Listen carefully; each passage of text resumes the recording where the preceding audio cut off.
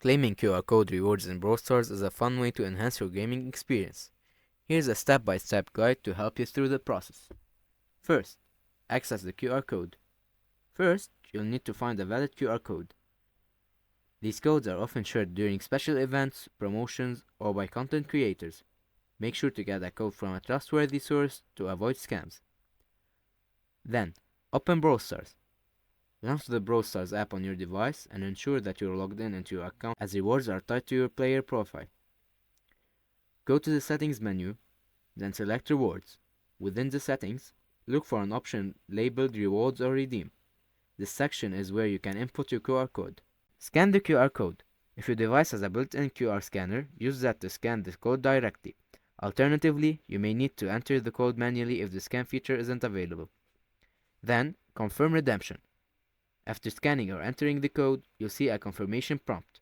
Review the rewards, then confirm the redemption. By following these steps, you can easily claim QR code rewards in Brawl Stars and enjoy new characters, skin, or in-game currency. I hope this helped, and see you in another video. Bye bye!